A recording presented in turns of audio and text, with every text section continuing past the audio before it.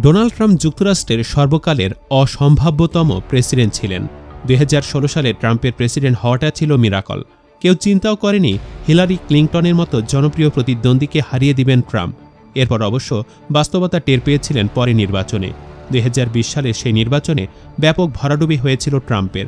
এরপর ভাবা হচ্ছিল আর হয়তো নির্বাচনে মুখোমুখি হবে না সাবেক এই প্রেসিডেন্ট। কিন্তু সবাইকে আবারও অবাক করে দিয়ে এরই মধ্যে এই বছরের নির্বাচনে রিপাবলিকান দলের প্রার্থিতাও নিশ্চিত করে ফেলেছেন ট্রাম্প। শুধু তাই নয়, বিভিন্ন জরিপেও বর্তমান প্রেসিডেন্ট বাইডেনের চেয়ে এগিয়ে আছেন ডোনাল্ড ট্রাম্প। তবে বেশ কিছু বিষয় ট্রাম্পের আবারও প্রেসিডেন্ট হওয়ার পথে বাধা হয়ে দাঁড়াতে পারে বলে ধারণা বিশ্লেষকদের।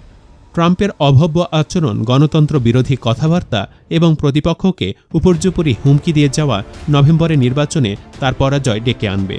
তবে যে বিষয়টি ট্রাম্পকে নিশ্চিতভাবে স্থায়ী অবসরে পাঠিয়ে দেবে সেটি হল আমেরিকার জনসংখ্যাগত অবস্থা দৃষ্টে মনে হচ্ছে ফরাসি দার্শনিক অগাস্তে কমতের জনসংখ্যা নিয়তি বলে যে তত্ত্ব চালু আছে সেটি আগের যে কোনো প্রেসিডেন্ট নির্বাচনের ফলাফলের তুলনায় আসন্ন নির্বাচনের ক্ষেত্রে অনেক বেশি প্রাসঙ্গিক হতে পারে।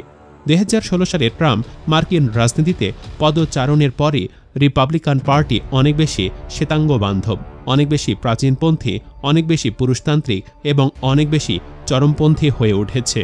ট্রাম্পের গোয়ার্তুমির কারণে দলটি উদারপন্থী এবং স্বাধীনতায় বিশ্বাসী মানুষের কাছে তার আবেদন হারিয়ে ফেলেছে। জাতীয় নিরাপত্তার প্রশ্নে ট্রাম্প প্রায় নিজেকে আমেরিকার ঐতিহ্যগত শত্রু পক্ষের সঙ্গে সংযুক্ত করেছেন, যার ফলে তার নিজের দলের নেতারা রাগান্বিত হয়েছেন। অন্যদিকে নিকি হ্যালির সমর্থকদের একটি অংশ ভোটদানে বিরত থাকবে, নয়তো জো বাইডেনকে ভোট দেবে।